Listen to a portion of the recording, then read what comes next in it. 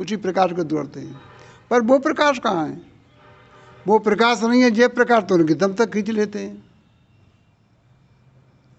वो प्रकाश जो तुम्हारे अंदर शांति देने वाला है, जो तुम्हारा आनंद देने वाला है, तुम्हारे अंदर खुशियाँ पैदा करने वाला है,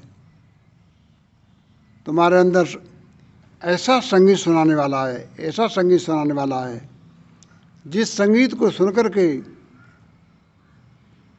कोई संत तो नाचने लगे उस संगीत को सुन करके, और सुन करके उस संगीत में रम गए, लौट के नहीं आ पाए यहाँ संसार में, स्मृत लोक में। ये उस घर जाने के लिए ये उसने ऐसे विधान बनाए हैं, उस मालिक ने कैसे विधान बनाए हैं कि रास्ता से लौट न जाए। कोई न कोई अजीब चीज़ें दिखाते जाते हैं। वो कहीं प्रकाश दिखा दिया, कहीं नीला दिखा दिया, कहीं कुछ दिखा दिया, कहीं संगीत बज रहा है तो कहीं कुछ हो रहा है, तो कोई अमृत पिला दिया। इससे जो लौट न जाए, आगे रास्ता में बढ़ता ही चला जाए। पर ध्यान रखो, ये चीज़ें आपको रास्ता मिलती हैं, इससे तुम्हें पार होना है। उसको कहते हैं भव से पार हो गया, पार होना है। नाद से भी पार, ज्योति से भी पार, अमृत से भी पार, नाम से भी पार। इससे ये तुम्हारा केवल माध्यम है, इससे पार होने का लिए ये माध्यम, ये गुरु महाराज जी माध्यम देते हैं जीव को, आत्मा को। इस माध्यम के द्वारा तो इन चीज़ों को पीछे छोड़ करके बस आगे निकल जा तो पार हो जाएगा।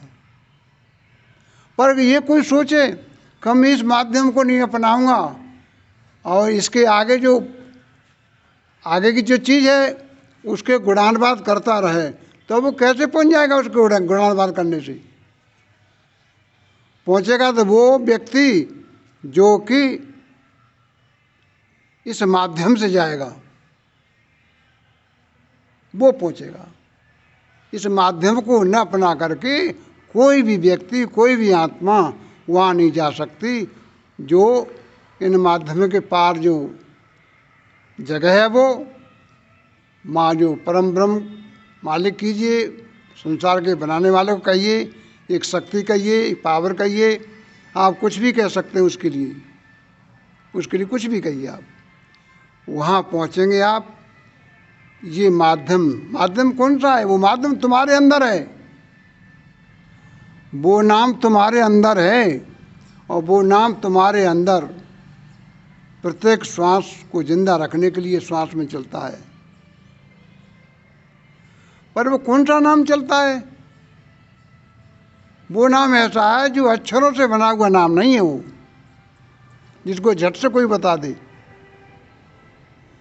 वो नाम को तो प्रैक्टिकल करना पड़ेगा, और उस नाम से पार तब होगा। वो नाम से पार होगा तो रूप के पास पहुंच जाएगा, रूप से पार होगा अपनी जगह पहुंच जाएगा। इसलिए आप लोग संसार में आए हैं, किसी भी अवस्था में हैं, ये किसी भी जाति में हैं, या गरीब हैं या अमीर हैं, ये चिंता करने की कोई ज़रूरत नहीं। केवल किसी समय के सदगुरु के पास जाकर के, किसी गुरु के पास जाकर के इस ज्ञान को प्राप्त कर लेना चाहिए, इस साधन को प्राप्त कर लेना चाहिए। आप तो देखोगे महान पुरुषों ने चित्र दिखाई दिए। संसार में लोग कितने विष्णु की पूजा कर रहे हैं, कितने लोग पूजा करते हैं, उनकी आस्था है, करते हैं, और करना चाहिए। कुछ जानते हैं वो करना चाहिए। पर उन्होंने अपने हाथ में जो 4 चिन्ह बताए, चिन्ह क्यों दिखाए? ये कभी सोचा ये चिन्ह किसके लिए दिखाए उन्होंने? एक हाथ में चक्र दिखाया, एक हाथ में फूल दिखाया, एक हाथ में बाण दिखाया, और एक हाथ में क्या दिखाया?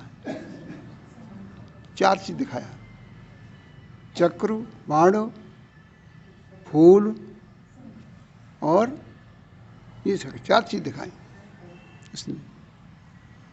तो ये 4 चीज दिखाई, तो ये 4 चीज क्यों दिखाई? ये 4 चीज़ों का वो प्रैक्टिकल ज्ञान कराते थे। चक्र जो है प्रकाश का स्वरूप है, प्रकाश को दिखाते थे वो। बाण जो है वो नाम का स्वरूप है, नाम को बताते थे परमात्मा का सच्चा नाम क्या है। लोग चिल्लाते हैं तू सच्चा तेरा नाम सच्चा, खूब चिल्ला रहे हैं तू सच्चा तेरा नाम सच्चा, पर ये कोई नहीं पूछता वो नाम क्या है और तू सच्चा है सो कहाँ है, उसको कैसे देखें और उसके नाम को कहाँ जाने, ये नहीं कोई पूछता है। तू सच्चा तेरा नाम सच्चा गाड़ियों पर लिख रहे हैं, रोड पर लिख रहे हैं, तो जानने का प्रयास कोई नहीं करता है। तू सच्चा है मानते हैं, तेरा नाम भी सच्चा है, पर वो नाम क्या है जो सच्चा है? तू सच्चा है उसका क्या स्वरूप है, उसको कैसे देखें, वो कहाँ मिले? तो उसके लिए तो सब जगह मिलता है वो, सब जगह, और सब जगह बैठा हुआ है। पर सरल तरीका मिलने का, मनुष्य शरीर में जब आत्मा आती है वही आत्मा मिल पाती है जो हमारे अंदर बैठा है आराम से। उसे खूब देखो, उसके ज्ञान को प्राप्त करो। पहले इसकी शुरुआत होती है सत्संग सुनने से। पहले महान पुरुषों के सत्संग में जाकर के जाओ, उनके सत्संग सुनो। सत्संग सुनते सुनते सुनते सुनते आपकी बुद्धि में जब विवेक होगा तो वो उस ज्ञान को मांगने लगेंगे, ज्ञान की तलाश करने लगेंगे, तो वो ज्ञान जीता जागता सद्गुरु ही देगा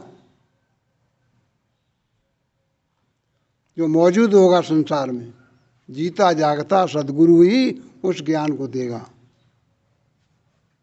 सच्चे ज्ञान को।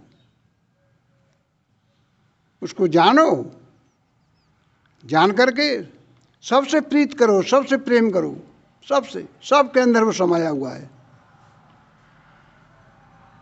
सब उसी की संतान है, सब उसी की, सबके अंदर समाया हुआ है। और ये दुनिया के फिरके मजहब संप्रदाय की जातियां बनाई हुई हैं, ये तो सब मानव जो हैं सब उन्होंने ने बनाई है सब कुछ, इनसे कोई लेना देना नहीं है। हमें केवल यही जानना है कि हम है कौन, हम कौन हैं। हम मन नहीं हैं, हम इंद्रियां नहीं हैं, हम शरीर नहीं हैं, ये तो हमारे रहने का ये घर है, हमारे रहने का घर है। इस घर में हम रहते हैं और बनाने वाले ने हमको इस घर में भेजा है, तो हम इस घर में उसकी तलाश करें, वो इसी घर में मिलेगा। जिसको मिला तो इसी घर में मिला, पर बगैर सदगुरु के सहारे के बिना नहीं मिला, किसी को नहीं मिला, किसी को नहीं मिला। किसी को न पहले मिला, न किसी को आगे आज मिला, और न किसी को आगे मिलेगा सदगुरु की कृपा के बिना, सदगुरु के रास्ता बताए बिना। इसलिए उस रास्ता को प्राप्त करके और उस रास्ता पर हम चलेंगे ठीक तरीके से, और विपक्ष की शक्तियां को हम हटा के चलेंगे। जब साधक साधना में आगे बढ़ता है तो उसके सामने रोरे आते हैं अनेक प्रकार के, माया विघ्न बचाती है। जो साधक अच्छा होता है, जिसके पक्का विश्वास होता है, जो साधक सच्चाई के साथ में अपना अभ्यास करता है, वो आगे पीछे नहीं देखता, वो इधर उधर नहीं देखता, आगे पीछे नहीं देखता, सीधा उसी को देखता है। किसको देखता है? कि उस बनाने वाले को और जिसने हमको रास्ता दिया है उसको, बस उसका ध्यान यही रहता है। और ये दुनिया को दुख देने वाली चीज़ें हैं, ये हमें जो निषेध चीज़ें हैं इनकी कोई गिनती नहीं है। निषेध चीज़ें कितनी हैं। मनुष्य शरीर में हम आकर के उन चीज़ों को त्याग कर रहे हैं, उसको त्याग कहते हैं।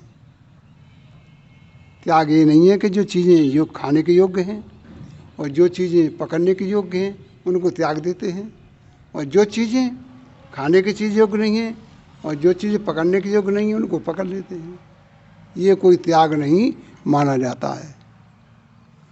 कोई कहे माता पिता को त्याग दो, तो ये कोई त्यागने की चीज़ थोड़ी है। माता पिता को रामचंद्र जी ने नहीं त्यागा, गुरु को नहीं त्यागा रामचंद्र जी ने, बड़े बड़े महान पुरुषों ने नहीं त्यागा। जो चीज़ त्यागने की चीज़ है वो त्यागनी चाहिए, और जो चीज़ पकड़ने की चीज़ है उसको पकड़नी चाहिए। संसार में इतना ही हमें जानना है, और अपने अंदर जो है उसको जानने के लिए, वो परम ब्रह्म परमेश्वर जो है उसको जानने के लिए तो हमें सत्संग में जाना चल पड़ेगा। महान पुरुषों के सत्संग में, जो तत्व ज्ञानियों के सत्संग में जाना पड़ेगा, जा करके और उन्हीं के द्वारा वो ज्ञान प्राप्त करना पड़ेगा। तब हम उससे मिल पाएंगे, तब दुख सागर से हट करके आनंद सागर में पहुंच पाएंगे, और कोई उपाय नहीं है।